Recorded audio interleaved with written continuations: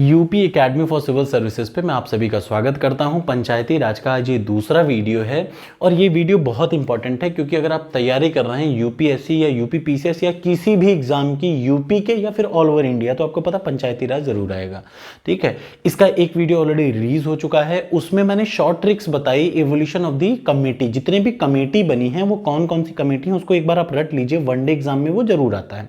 ठीक, आज उसी कमेटी का बेसिक एक्सप्लेनेशन दे रहा हूं कि मान लिया थोड़ा और डिटेल में अगर क्वेश्चन आ जाए तो how you can solve it. और आपसे ये गलत नहीं होगा, मैं इसको बता दे रहा हूं, जो जो इंपॉर्टेंट चीज है मैं वही बता रहा हूं। ये पीसीएस तक के लिए एकदम रामबाण है। आपको पता है आज लोअर पीसीएस का रिजल्ट आ चुका है, 299 नंबर कट ऑफ है। तो कल 10 मार्च था, आज लोअर पीसीएस का रिजल्ट आ गया। विश्वास करिए विद इन 1 to 2 वीक, 1 या 2 वीक में आपको पता चल जाएगा कि वीडियो का एग्जाम कब होने वाला है। साथ ही आपको यह भी पता चल जाएगा कि लेखपाल की एग्जाम की डेट क्या है और कितने लोग शॉर्टलिस्ट हो रहे हैं। तो इस चीज के लिए आपको अब एकदम तैयार रहना चाहिए। आप किसी को कुछ गलत भला कह सकते हैं, लेकिन अगर किसी चीज से हमारा काम हो रहा है तो हमें उस चीज में आगे बढ़ना चाहिए, मेरा ये मानना है। ठीक है, बाकी का आइए स्टार्ट करते हैं। तो देखिए, इस चैप्टर को आप पढ़ रहे हैं, एवोल्यूशन को हम लोग पढ़ रहे हैं। हम लोग सबसे पहले कमेटी पढ़ेंगे बलवंत राय मेहता कमेटी। और इस कमेटी को पढ़ने से पहले दो चीज याद रखिए, एक चीज होता है सेंट्रलाइजेशन और दूसरी चीज होती है डिसेंट्रलाइजेशन, केंद्रीकरण और विकेंद्रीकरण।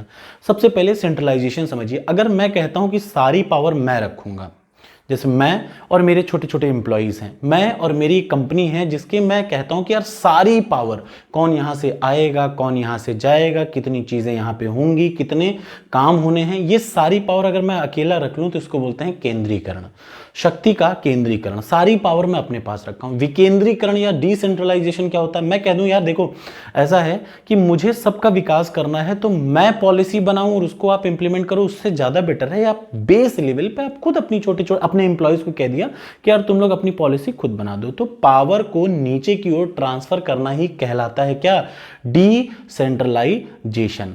अब जैसे देखिए गवर्नमेंट ऑफ इंडिया का काम है नीतियों को बनाना, पॉलिसीज को बनाना। ठीक, अगर गवर्नमेंट ऑफ इंडिया क्या करे, यही पॉलिसियों को बनाने का काम ग्रॉस रूट लेवल पे दे दे, पंचायती राज को, गांव लोकल बॉडीज को दे दे, तो यही क्या है, इसी के कारण, यही इसी की जरूरतों के कारण ही पंचायती राज का जन्म हुआ, यही इसका बेस है। ठीक है, तो अब हुआ कैसे देखिए, जब भारत स्वतंत्र हुआ, एक बार फिर से जल्दी से बता दूं, भारत स्वतंत्र होने के बाद 1952 में क्या था, सामुदायिक विकास कार्यक्रम हुआ और इन सब की जांच के लिए, इन सबके प्रोग्रेस के लिए एक कमेटी बिठा ली गई थी। कौन, बलवंत राय मेहता साहब की। कब, 1957 में बिठा ली गई थी। और जब इस कमेटी ने अपनी रिकमेंडेशन दी तो इन्होंने रिकमेंडेशन क्या दी, ये आज हम लोग यहां से पढ़ते हैं। तो चलिए, इन्होंने सबसे बहुत जरूरी चीज के, और देखिए मैं आपको सब कुछ नहीं, इन्होंने बहुत सारी रिकमेंडेशन दी, लेकिन मैं आपको वो चीज पढ़ा रहा हूं जो आपके एग्जाम में आएगी। बलवंत राय मेहता साहब ने कहा क्या कि देखिए हमें नीतियों को बनाना है, पॉलिसीज का डेवलपमेंट और पॉलिसीज ग्रॉस रूट लेवल पे होना चाहिए, और उसके लिए इन्होंने 3 स्तर बताए, विकेंद्रीकरण के 3 स्तर बताए। सबसे पहला स्तर क्या बताया, इन्होंने बोला गांव लेवल पे ग्राम पंचायत बनाइए, गांव लेवल पे ग्राम पंचायत बनाइए। दूसरा, ब्लॉक लेवल पे, अच्छा ये ग्राम ब्लॉक डिस्ट्रिक्ट क्या है, एक सेकंड ये भी समझ लीजिए। गांव का मतलब मैं आपको ऑलरेडी पिछले वीडियो में बता चुका हूं, एक गांव है, ठीक, छोटा सा गांव, कई सारे गांवों को मिला दीजिए तो क्या बन जाता है, ब्लॉक बन जाता है, और कई सारे ब्लॉक को मिला दीजिए तो क्या बन जाता है, डिस्ट्रिक्ट बन जाता है। ठीक है, तो गांव लेवल पे, सबसे बेस लेवल पे, गांव मतलब समझ रहे, मेरा इंडिविजुअल अपना गांव होगा, आपका अपना इंडिविजुअल गांव होगा। गांव, ऐसे हमारे 10 गांव मिल जाएं तो मंडल, ऐसे 10 गांव मिल जाएं तो ब्लॉक, और ऐसे कई सारे ब्लॉक मिल जाएं तो डिस्ट्रिक्ट बनता है। तो गांव लेवल पे क्या बना, इन्होंने कहा कि ग्राम पंचायत बनाइए। गांव लेवल पे क्या बनाइए, ग्राम पंचायत बनाइए। ब्लॉक लेवल पे आप बनाइए पंचायत समिति, और तीसरा जिला लेवल पे जिला परिषद। बहुत इंपॉर्टेंट, याद रखिएगा क्या क्या हो गया, ग्राम पंचायत, पंचायत समिति और जिला परिषद। ठीक है, ये इन्होंने कहा कि ये 3 आप विकेंद्रीकरण के 3 नई यूनिट बनाइए। अब उन यूनिट में याद रखिए, जो ग्राम पंचायत है, ग्राम पंचायत के सदस्यों का चुनाव डायरेक्ट होगा, डायरेक्ट ग्राम पंचायत के सदस्यों का, जो भी ग्राम पंचायत होगी उसका जो चुनाव होगा, ग्राम पंचायत का मतलब समझ रहे ना, एक, अरे यार मतलब आप बेसिक चीजें जानते होंगे अपने गांव की। ग्राम पंचायत में जो चुनाव होगा वो डायरेक्ट इलेक्शन होगा। डायरेक्ट इलेक्शन और इनडायरेक्ट इलेक्शन क्या होता है ये भी समझ लीजिए। डायरेक्ट इलेक्शन का मतलब, मान लीजिए मैं चुनाव में खड़ा हूं और आपने सीधे मुझे वोट दिया, तो ये क्या हो गया, डायरेक्ट इलेक्शन।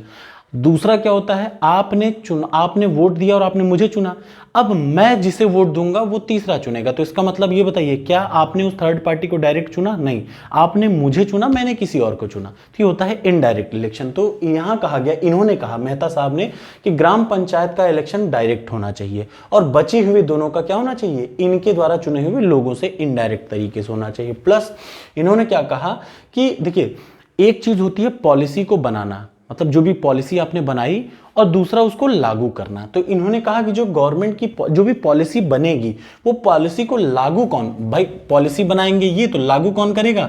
पंचायत समिति जो होगी वो एग्जीक्यूटिव यूनिट होगी। एग्जीक्यूटिव बॉडी का मतलब नीतियों को लागू करना। एक तो होती है नीतियों को बनाना, जैसे भारत में आपको पता है राज्यसभा लोकसभा मिला के लेजिस्लेचर बनाता है, ये लेजिस्लेचर है, ठीक है। लेजिस्लेचर का मतलब नीतियों को बनाना। एग्जीक्यूटिव का काम क्या है? उन नीतियों को लागू करना, ठीक है। तो जैसे अगर भारत सरकार की बात कही जाए तो लोकसभा और राज्यसभा मिलके क्या करते हैं, ये क्या है, ये लोकसभा राज्यसभा मिला के लेजिस्लेटिव बॉडीज हैं, ये नीति बनाती हैं। इनको एग्जीक्यूट कौन करता है? प्रधानमंत्री, और इनकी मंत्रिपरिषद क्या है, एग्जीक्यूटिव बॉडी है।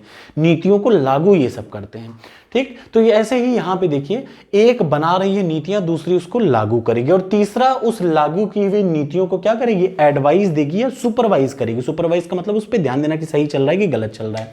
और डिस्ट्रिक्ट लेवल पे क्या है, जिला परिषद। मेरी बात समझ गए ना? ग्राम स्तर पर नीति बनेगी, उसको लागू कहां होगा, कौन करेगा, खंड ब्लॉक स्तर पर जो पंचायत समिति होगी वो उसको लागू करेगी, एग्जीक्यूट करेगी। और जो जिला परिषद है वो क्या करेगी, उसको सुपरवाइज करेगी, उसको देख रेख करेगी कि कैसा चल रहा है। और याद रखिए, जिला परिषद का जो हेड होगा, वो इसका जो मेन आदमी होगा वो होगा डिस्ट्रिक्ट कलेक्टर, जिलाधिकारी, डिस्ट्रिक्ट कलेक्टर। मध्य प्रदेश में डीएम को बोलते हैं डिस्ट्रिक्ट कलेक्टर, कलेक्टर साहब। यूपी में बोलते हैं डिस्ट्रिक्ट मजिस्ट्रेट, ठीक है। तो डीसी का मतलब डिस्ट्रिक्ट कलेक्टर क्या है, जिला परिषद का मेन आदमी होगा। इसका काम क्या है, एडवाइजरी, सुपरवाइजरी। एडवाइस का मतलब सलाह देना, सुपरवाइज का मतलब देख रेख करना कि गलत कर रहे हो सही कर रहे हो। तो समझ में आ गया ना? ये हो गया, ठीक। ये था बलवंत राय मेहता साहब ने कहा। अब इन्होंने जब ऐसी रिकमेंडेशन दी तो क्या हुआ जानते हैं? इनकी रिकमेंडेशन के आधार पर 2 अक्टूबर 1959 पर भारत में पहला राज्य राजस्थान था, और राजस्थान के नागौर से शुरुआत की गई पंचायती राज की। याद रखिए, पंचायती राज कहां शुरुआत हुई, नागौर से। नागौर कहां है, राजस्थान में है। कब, 2 अक्टूबर 1959 को, ठीक है। पहला राज्य राजस्थान हुआ, दूसरा राज्य आंध्र प्रदेश हुआ पंचायती राज को लागू करने वाला। समझ रहे ना? पहला क्या है, राजस्थान, दूसरा क्या है, आंध्र प्रदेश। अब क्या हुआ, इन्होंने अपनी रिकमेंडेशन दे दी, ठीक। अच्छा, ये जो मेहता साहब ने रिकमेंडेशन दी, जो इन्होंने अपना बताया कि यार राय दिया, उस राय को एक्सेप्ट किसने किया, राष्ट्रीय विकास परिषद ने एक्सेप्ट किया। याद रखिएगा, सबसे जरूरी पॉइंट है। अब हो गया, इन्होंने अपनी राय दे दी कि ठीक है भैया। अब इनकी राय को इंप्लीमेंट पहले कर लिया राजस्थान ने, दूसरे नंबर पे आंध्र प्रदेश में। फिर समय बीता, 1977 में जनता पार्टी की सरकार आई। किसकी सरकार आई, जनता पार्टी की सरकार आई 1977, मतलब जब भी भाई 1977 में जनता पार्टी की सरकार ने अशोक राय मेहता साहब के निर्देशन में एक कमेटी गठित की और उनसे कहा कि यार तुम निर्देशन दो, तुम अपनी राय दो। तो इन्होंने, किसने, अशोक राय मेहता ने 132 रिकमेंडेशन दी, 132 सलाह दे डाले। याद रखिए, एग्जाम में आ चुका है तभी मैंने लिखा, नहीं तो ना लिखता। 132 सलाह दे डाला।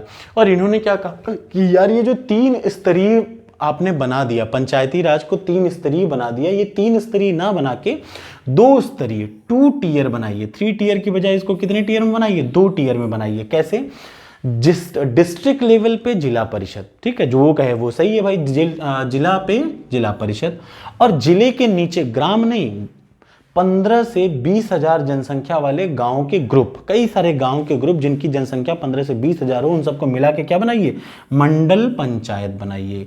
याद रखिए, ये किसने कहा, ये कहा अशोक राय मेहता साहब ने। अब ऐसा नहीं कि इन्होंने एक रिकमेंडेशन, 132 रिकमेंडेशन दी कि आप SC और ST के लिए भी आप क्या करिए, रिजर्व करिए सीट, इस तरीके की कई सारी चीजें कही। लेकिन हम इंपॉर्टेंट जो कि एग्जाम में आता है वो पढ़ रहे हैं। तो इन्होंने बोला, पहले वाले ने बोला 3 स्तरीय करिए, दूसरे वाले ने बोला नहीं 2 स्तरीय करिए, ठीक है। और 2 स्तरीय करने के बाद जैसे ही इन्होंने कहा कि लागू करने की बात आई तो जनता पार्टी की सरकार कोलैप्स कर गई, मतलब गिर गई। जनता पार्टी की सरकार गिर गई। जब सरकार गिर गई तो कैसे इनकी रिकमेंडेशन को लागू कौन करेगा, सरकारें गिर गई। लेकिन फिर भी 3 राज्य कर्नाटक, वेस्ट बंगाल और आंध्र प्रदेश, 3 राज्यों ने अशोक राय मेहता समिति के आधार पर जो कि रिकमेंडेशन दिया था इन्होंने, उसके आधार पर अपने में चेंज इन्होंने किया। ठीक, तो पहला हो गया बलवंत राय साहब, दूसरे हो गए अशोक राय साहब, तीसरे हो गए GVK राव कमेटी। याद रखिए तीसरी, इनका शॉर्ट ट्रिक मैंने ऑलरेडी पिछले वीडियो में बना रखा है, यहाँ पे ये मैं थोड़ा एक्सप्लेनेशन दे रहा हूँ। GVK राव समिति क्या कहता है, 1985 में ये इनको बनाया गया। और जब इनको इस कमेटी को बिठाला गया तो इस कमेटी ने सबसे पहली अपनी रिकमेंडेशन क्या दी पता है? इन्होंने कहा कि देखिए ये जो आपने जिला परिषद में जो जिला स्तर पे जिला परिषद बनाई है, अब जिला स्तर में जिला परिषद का मेन आदमी कौन है, मुखिया कौन है, DM डिस्ट्रिक्ट मजिस्ट्रेट। तो इन्होंने बोला यार ऐसा है, ये जो भी चीज़ें आपने बनाई ना, ये सब नौकरशाही का शिकार हो चुकी हैं। आपने जो भी चीज़ें कहीं अभी तक, जो भी बातें बनाई गई, जितना भी कहा गया कि यार ग्रास रूट लेवल पे डेवलपमेंट करिए, उसको किसने हथिया लिया है, जिलाधिकारी ने हथिया लिया। सब कुछ जिलाधिकारी के हाथ में, एक तिनका भी नहीं हिल सकता उसके हाथ में। तो इन्होंने बोला यार ऐसा है, सबसे मेन रिकमेंडेशन है, याद रखिए, ग्रास विदाउट रूट, ये एक ऐसी घास है जिसकी जड़ ही नहीं है। और इन्होंने क्या कहा कि ये जो डेवलपमेंट प्रोसेस है, जो विकास की प्रक्रिया है, वो किसकी शिकार हो गई, नौकरशाहिता की शिकार हो चुकी है, ब्यूरोक्रेटाइज हो चुकी है। ब्यूरोक्रेट्स ने उस पर एकदम हथिया लिया है, जब हम चाहेंगे, जिस हिसाब से हम चाहेंगे वैसे करेंगे। तो इनकी सबसे इंपॉर्टेंट रिकमेंडेशन क्या थी जानते हैं, जिलाधिकारी के रोल में कमी। याद रखिएगा सबसे important, reduction in the role of a district collector. GVK Rao साहब ने क्या कहा, जो जिलाधिकारी है उसके रोल में थोड़ा सा कमी करके उसकी जो पावर्स हैं वो किसको डिस्ट्रीब्यूट कर लीजिए, बेस लेवल पे पंचायती राज को मजबूत। याद रखिए इन्होंने क्या कहा, इन्होंने कहा कि जो नीतियों का डेवलपमेंट प्रोसेस है वो जिलाधिकारी से छीन के किसको दे दिया जाए, पंचायती राज को दिया जाए। तो याद रखिएगा इन्होंने पंचायती राज को मजबूत करने का काम किया। कैसे किया, जिलाधिकारी के रोल में कमी करके कि यार कुछ चीजें तुम छोड़ दो, बेस लेवल पे लोग अपना देख लेंगे। ठीक है, ये क्या हुआ, GVK राव साहब। ठीक, इनके पहले 2 इंपॉर्टेंट कमेटी थी जिसके बारे में बस आपको जानना है। एक है दंतेवाला कमेटी। दंतेवाला कमेटी ने क्या कहा कि यार जो ब्लॉक लेवल प्लानिंग, इन्होंने कहा कि प्लानिंग कहाँ, प्लानिंग का मतलब नीतियों को बनाना किस लेवल पे होना चाहिए, ब्लॉक लेवल पे। बस आपको इतना ही जानना है। किसने कहा, दंतेवाला साहब ने कहा कि नीतियों को ब्लॉक लेवल पे बनाइए, लेकिन हनुमंत वाला साहब ने कहा कि नहीं यार नीतियों को ब्लॉक लेवल पे ना बनाइए, जिला लेवल पे ही बनाइए। और GVK राव साहब ने इन दोनों के उत्तर, पहले देखिए दंतेवाला साहब ने कहा ब्लॉक लेवल पे बनाइए नीतियां, फिर हनुमंत वाला साहब ने कहा कि जिला लेवल पे बनाइए नीतियां। लेकिन फिर GVK राव साहब ने 85 में इन दोनों के बाद में क्या कहा कि यार जिले लेवल पे नीतियां मत बनाइए, जिलाधिकारी से नीतियों को बनाने की प्रक्रिया छीन के पंचायती राज को मजबूत किया जाए, पंचायती राज को दिया जाए सारी शक्तियां ग्रास रूट लेवल पे। ठीक है, ये इन्होंने रिकमेंडेशन की, इसलिए इनकी रिकमेंडेशन बहुत ही इंपॉर्टेंट है, यही वाली कि जिलाधिकारी के रोल में कमी कर दी, घटोतरी कर दी जाए। ठीक है, ये किसने कहा, GVK राव साहब ने कहा। कितने हो गए, 3। अब आ जाइए चौथे को स्टार्ट करते हैं। अब अगली पार्टी आई, देखिए LM सिंघवी साहब। कौन आए, LM सिंघवी साहब। कब, 1986 में। वो भी कब आए, जब राजीव गांधी की सरकार आई तो राजीव गांधी ने एक कमेटी बनाई, किसके अंतर्गत में, किसके चेयरमैनशिप में, LM सिंघवी की चेयरमैनशिप में। और उन्होंने कहा कि आप बताइए मुझे, तो इन्होंने क्या बोला, एक टारगेट दिया कि रिविटलाइजेशन ऑफ द पंचायती राज, पंचायती राज मर चुका है, उसको पुनर्जीवित करने की आवश्यकता है, ऐसा कहा किन्होंने, LM सिंघवी साहब ने। और इन्होंने कहा कि चलो ठीक है, मैं कुछ तुम्हें रिकमेंडेशन देता हूं, जो कि सबसे इंपॉर्टेंट रिकमेंडेशन है, याद रखिए। इन्होंने कहा कि जो पंचायती राज है उसको संवैधानिक दर्जा दिया जाए, इसके लिए अलग से संविधान में संशोधन चैप्टर जोड़ा जाए। ये पहली बार किसने कहा, याद रखिए, सबसे पहली बार LM सिंघवी साहब ने ही कहा था। क्या कहा था कि संविधान, पंचायती राज को संवैधानिक दर्जा मिले, साथ ही साथ संविधान में एक नया चैप्टर जोड़ा जाए। ये पहली बार किसने कहा, LM सिंघवी साहब ने। ये 10वीं बार क्वेश्चन आ चुका है। पहली बार LM सिंघवी साहब ने कहा कि यार एक नया चैप्टर जोड़ा जाए, ये कहा इन्होंने, याद रखिएगा। दूसरा, इन्होंने कहा कि एक न्याय पंचायत की भी स्थापना की जाए, गांवों के समूहों के लिए, क्लस्टर ऑफ द विलेज के लिए न्याय पंचायत की व्यवस्था। तीसरा, डायरेक्ट डेमोक्रेसी एट विलेज, गांव स्तर पर सीधा लोकतंत्र। कैसा सीधा लोकतंत्र? पूरा गांव मिलके अपना क्या चुने? प्रधान चुन ले। पूरा गांव मिलके क्या चुन ले? अपना प्रधान चुन ले। वही क्या है? डायरेक्ट डेमोक्रेसी है। और लास्ट आ जाता है जुडिशियल ट्रिब्यूनल। देखिए, आपको पता होगा भारत में लोकतंत्र के 3 स्तंभ हैं, व्यवस्थापिका, कार्यपालिका, न्यायपालिका। व्यवस्थापिका का मतलब लेजिस्लेचर। लेजिस्लेचर का मतलब है कानून को बनाना या नीतियों को बनाना।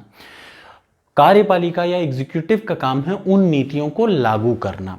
और अगर कोई आदमी उन नीतियों को सही से लागू ना करे तो इनकी देख रेख का काम क्या है? कौन सी नीति सही है, कौन सी नीति सही नहीं है, या इनका सही इंप्लीमेंटेशन कोई ना करे तो उनको सजा देना किसका काम है? न्यायपालिका का। ठीक वैसे ही याद रखिए, यहाँ डायरेक्ट डेमोक्रेसी गांव स्तर पर की जाए, उसके ऊपर रहे। और एक क्या होना चाहिए? जुडिशियल ट्रिब्यूनल होना चाहिए, एक प्राधिकरण होना चाहिए, न्यायिक प्राधिकरण होना चाहिए, जिसका काम है क्या? इसकी पूरी की पूरी पड़ताल करना, इसके कार्यों को देखना, इसके पूरा का पूरा जांच पड़ताल करना। किसका? पंचायती राज की देखभाल के लिए। सही चल रहा है, कोई प्रॉब्लम हो, उसका कोई मैटर फंसे तो उसको कौन सल्टा है? जुडिशियल ट्रिब्यूनल सल्टा है। ठीक है, इसके बाद कौन आए? गाडगिल साहब आए। अब बचे लास्ट के 2। देखिए, ये 2 इंपॉर्टेंट हैं। क्यों? क्योंकि इन दोनों में से एक तो एग्जाम में आ ही जाता है। जैसे सबसे पहले गाडगिल जी से पहले कौन आए? थंगुन साहब आए। थंगुन कमेटी कब बनी? 1988 में बनी। याद रखिए, 1988 में थंगुन कमेटी ने बना के, जब ये कमेटी ने रिपोर्ट क्या दिया? कमेटी ने बोला कि यार हमें पंचायती राज को और मजबूत करने की जरूरत है, पहली चीज। दूसरी चीज, हमें 3 स्तरीय पंचायती राज को 3 स्तरीय होना चाहिए और पंचायत बननी चाहिए गांव लेवल पे, ब्लॉक लेवल पे और जिला लेवल पे। याद रखिएगा, इन्होंने क्या कहा? पंचायत बननी चाहिए गांव लेवल पे, जिला लेवल पे, ब्लॉक लेवल पे। इनकी जो इंपॉर्टेंट रिकमेंडेशन है वो क्या? इन्होंने बोला कि 5 साल टेन्योर होना चाहिए किसी भी पंचायती राज का। और उसके अलावा आपको पता है, जब कभी कोई किसी स्थिति में कोई आदमी या कहीं हट गया या कोई गिर गई, वो आदमी पर्टिकुलर प्रधान की डेथ हो गई या यो हो गया, तो सुपर सेशन की आयु 6 माह ही होनी चाहिए।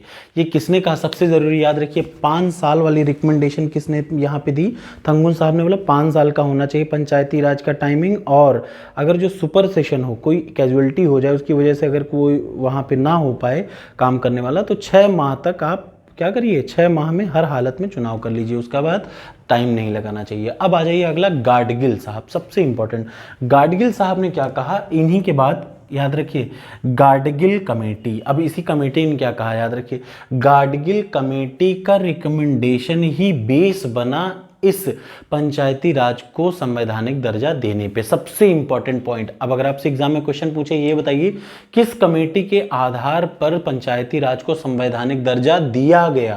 पहला एक क्वेश्चन की, इसके पहले वाला क्वेश्चन क्या था? कौन सी ऐसी कमेटी थी जिसने पहली बार बोला कि संवैधानिक दर्जा दो? तो वो इसके पहले वाली सिंघवी साहब बता दिया।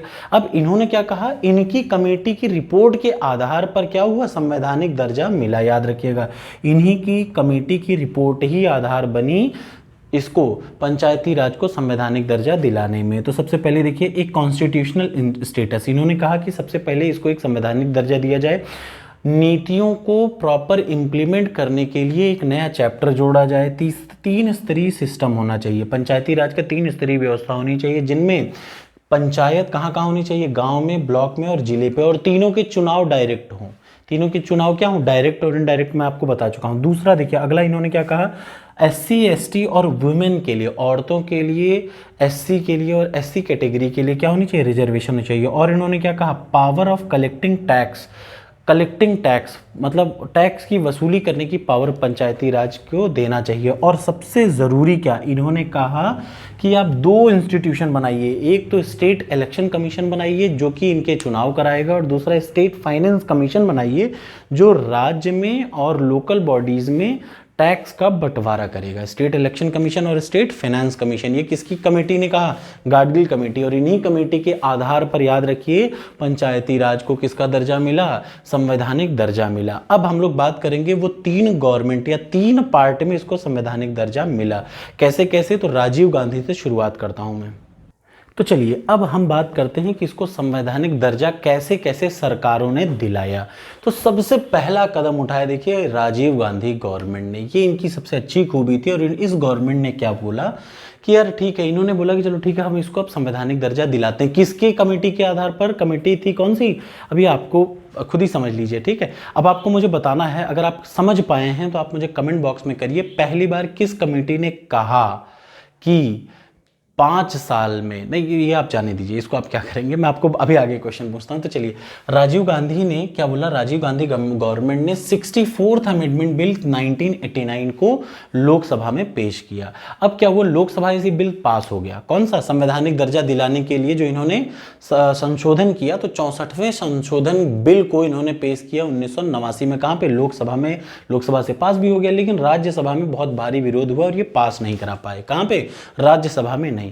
फिर अगली गवर्नमेंट आई वीपी सिंह साहब की, ठीक है। वीपी सिंह साहब गवर्नमेंट ने भी क्या किया, इन्होंने लोकसभा में 1990 में पेश किया, लेकिन जैसे ही लोकसभा में पेश किया उसके बाद राज्यसभा में पहुंचने की बारी नहीं आई, इनकी गवर्नमेंट गिर गई। किसकी? वीपी सिंह साहब की गवर्नमेंट गिर गई, ठीक है, गवर्नमेंट फॉल्ट। फिर नरसिम्हा राव साहब आए, ये भी कांग्रेस के ही एक लीडर थे और कांग्रेस की ही सरकार थी। नरसिम्हा राव साहब, उन्होंने 1991 में लोकसभा में इस बिल को मॉडिफाई करके अमेंडमेंट बिल को पेश किया। और उनके आधार पर, याद रखिए कौन सा बिल था ये, 73वां अमेंडमेंट एक्ट, 73वां संविधान संशोधन 1992 बना, ठीक। और ये लागू कब से हुआ? 24 अप्रैल 1993 से ये लागू किया गया। अच्छा, बनना और लागू मतलब बिल पेश करना और लागू करने में क्या अंतर है?